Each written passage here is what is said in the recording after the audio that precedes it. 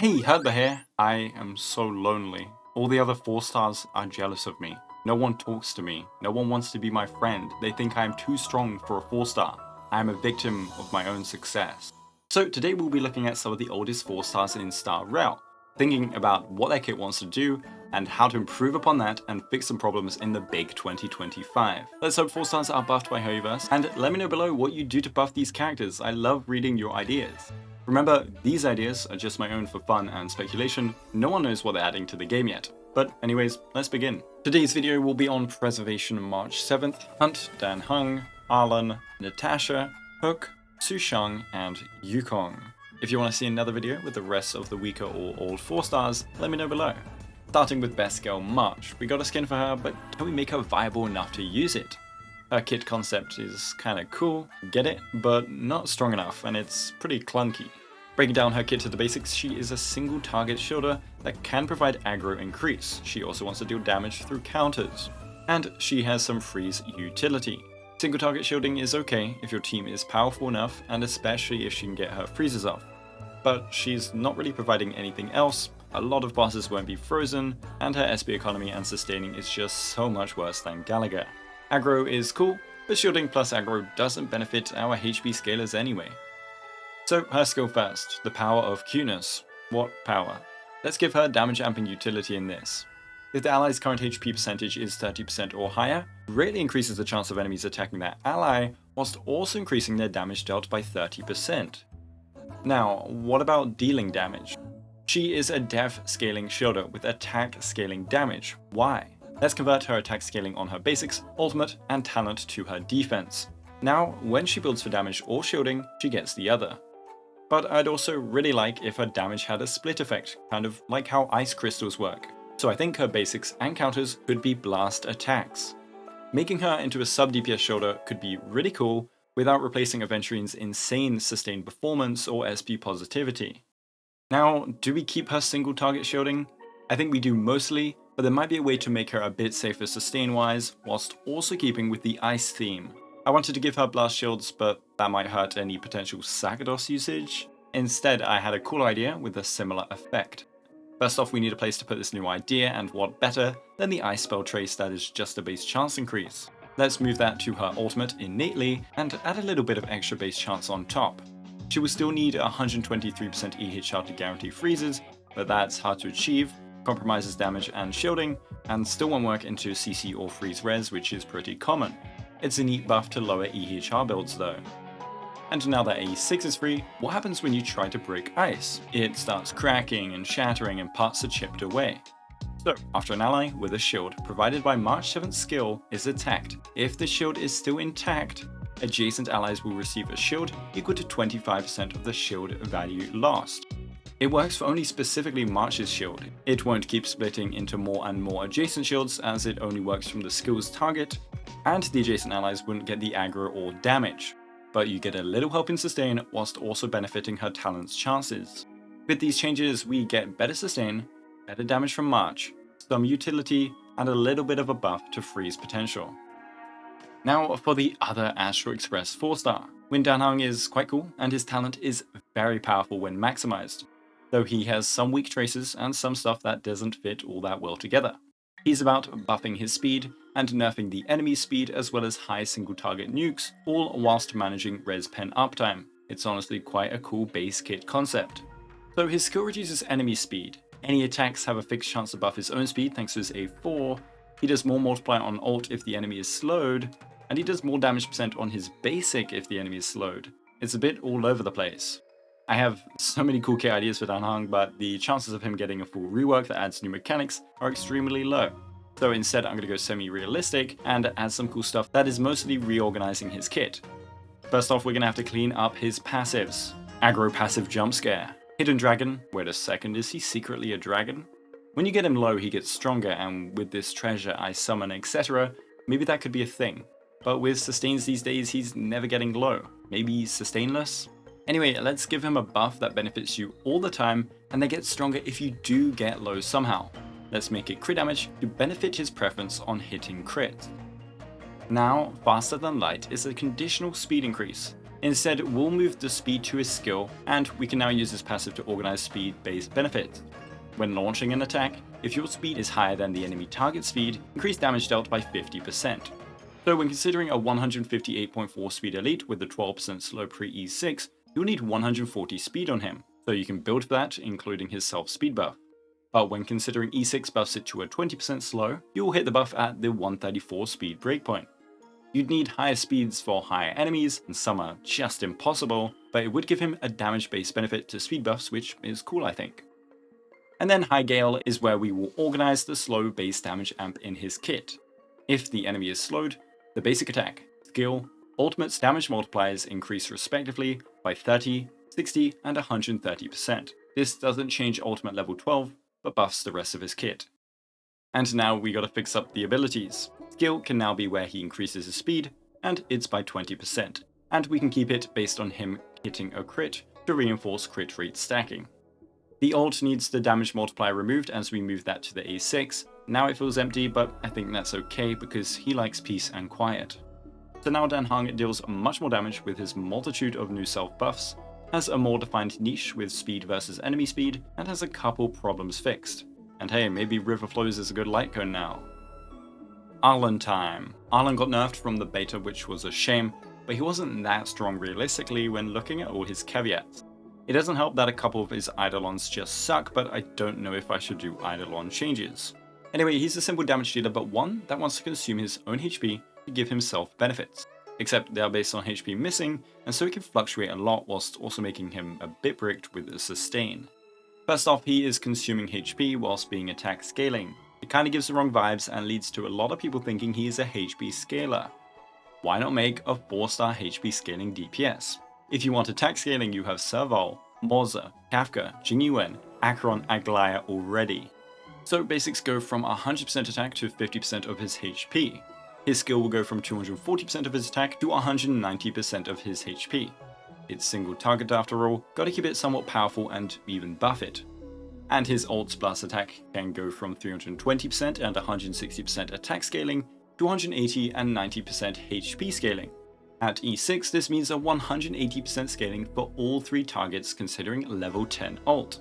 And before you compare multipliers to Maide, remember Maide attacks more frequently, has stronger multipliers on Godslayer, has way more base HP, and multiplies his own HP by 1.5 times. As for Blade, well, he also needs a buff, so it's hard to compare, but he at least has benefits like his follow-ups for more damage. Now, Blade gains charges from HP loss and unleashes a follow-up. Maide gains charge from HP loss and gains that Godslayer attack, but both of them can regain HP and not lose out, and in fact Maide will benefit from healing as his HP consumption is based on current HP. Arlan, however, cannot gain any health if he wants to keep his damage buff. So either we make it way stronger, or instead we can make the damage buff ramp up based on HP loss, which means he can keep it if he gets healed back up and can use healers effectively. I don't know if Arlan enjoys would like to keep the high risk OK reward setup or not. If you go option 1, you'd buff the damage to like 100% and make it capped at 20% of his HP, so he doesn't have to go to exactly 1 HP for max benefit. If you go option 2, you just make it so every amount of HP loss equals an amount of damage percent, and you'd have to rework A4 and A6 since they promote not taking damage. Ramping damage based on HP loss also adds some potential synergy with allies that consume HP for him, but maybe this also makes him too similar to the others. I think the A4 and A6 should get changed anyway as they're pretty sus. Making dot debuff resistance 100% would be an interesting benefit to specifically him, whilst not stopping death reduction, speed reduction, CC, etc. Repel could give him a damage nullifying effect on a cooldown when he hits a certain amount of HP, because otherwise right now it's a close to useless passive. It would remove some of the risk, but let's be real, it's a bit too risky sometimes. And maybe it could let him run new setups without a shielder if you clear fast enough. Finally, if we're making him a HP scaler, replace attack with crit rate in his stat bonuses.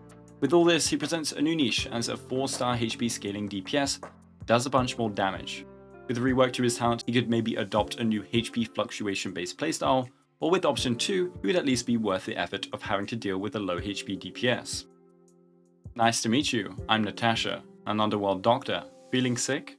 Natasha carried 1.0 and maybe further if you don't pull a beautiful blonde guy or get lucky with the standard banner. But now she just heals really, and just healing isn't that useful. All the other healers past 1.0 provide something better, like big SP generation whilst healing, energy, or more on top of just sustaining. She has elements of continuous healing in her kit, so maybe we can go with that whilst bringing another beneficial element into play. To me, it feels like how medicine takes a bit to start working. Her healing is continuous, and at the end of it, you feel better than ever.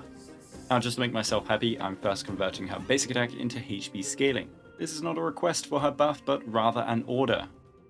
I'd then like to buff the duration of her ultimate's continuous healing. This effect comes from her E2, but instead of touching her E2, we can instead fix up her A6. Now, it will increase the duration of continuous healing provided by Natasha for 1 turn, letting it remain identical for her skill, but buffing her ult. Now, her A4 is called Healer and gives outgoing healing, but she already gets a ton in her talent. So let's fix those two things up and design a new A4 based around that whole healing premise. Her talent should be taken into effect when allies are below half health. 30% is just too low. And let's make it actually beneficial even above half health whilst keeping the maximum buff when below the threshold.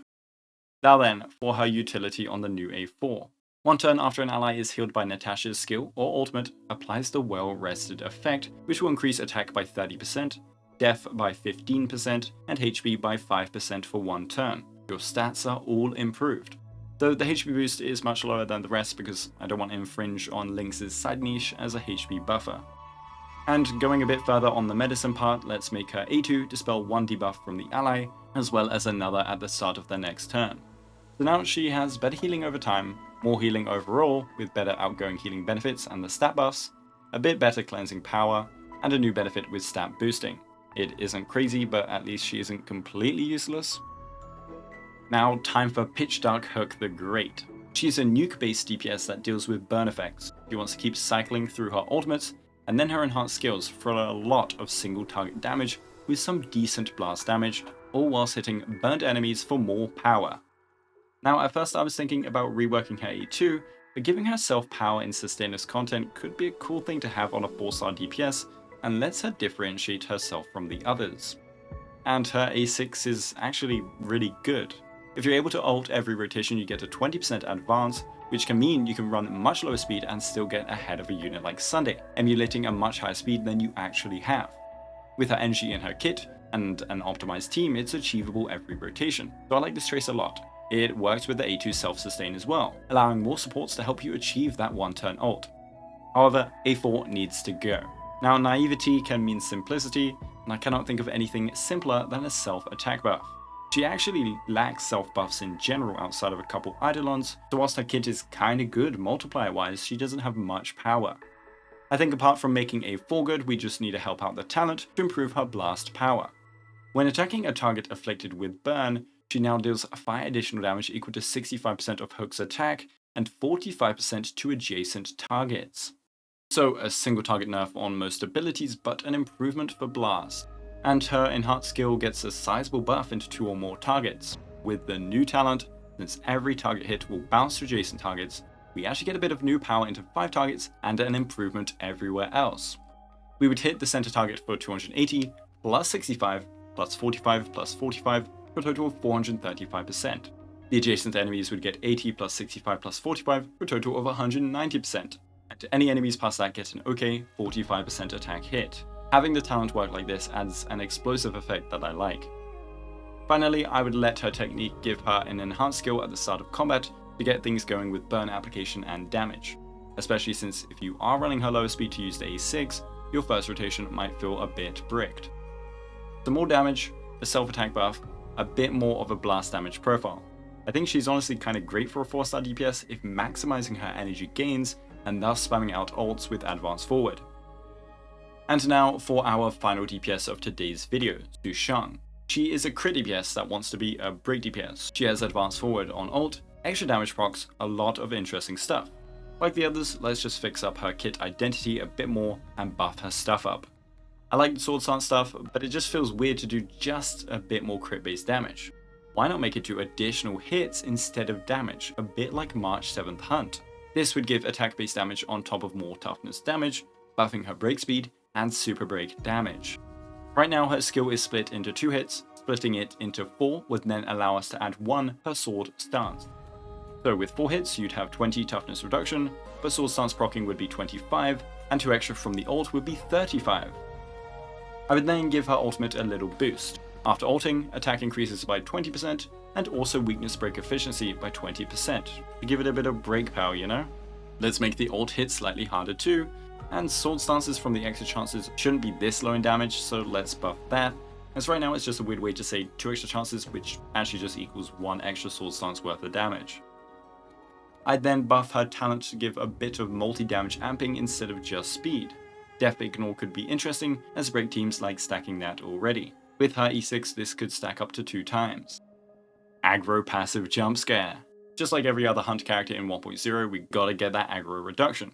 But we are not in 1.0 anymore. We can adopt the Dan Heng strategy though of keeping the buff but instead bringing an actual meaningful benefit on top that occurs before and after, dropping to under 50% HP.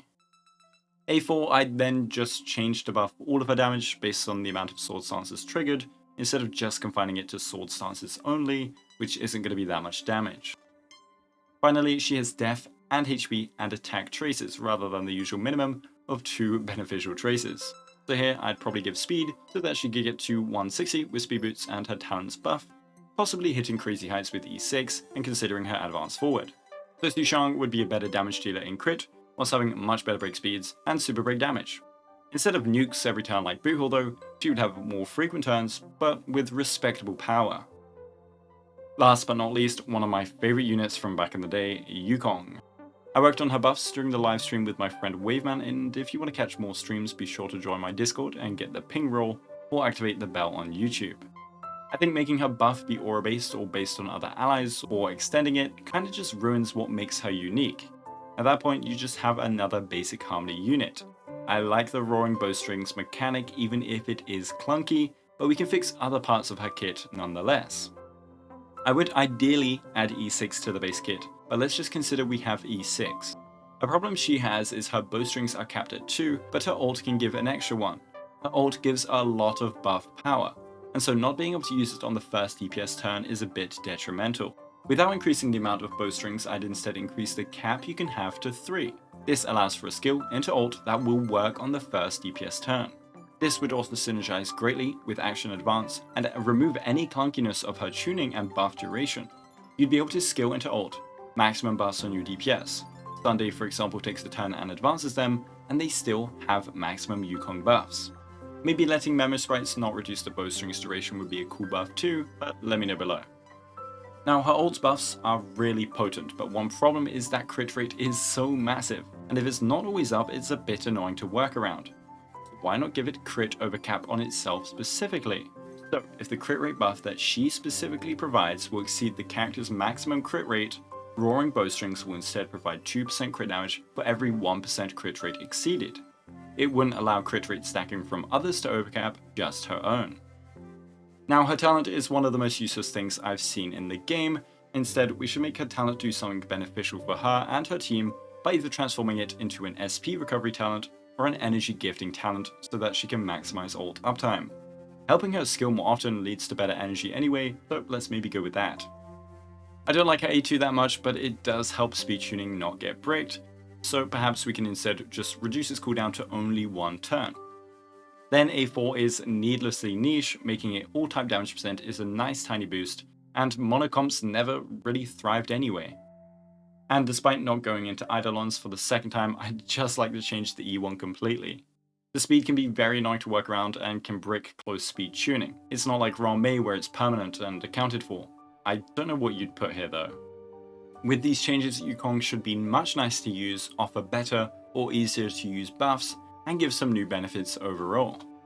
But yeah, I hope this video was fun for you guys, and I hope you enjoyed listening to my ideas. Again, if you have any of your own, let me know below, but otherwise, thank you all so much for watching. Thanks to my amazing YouTube members, and have a Guoba day.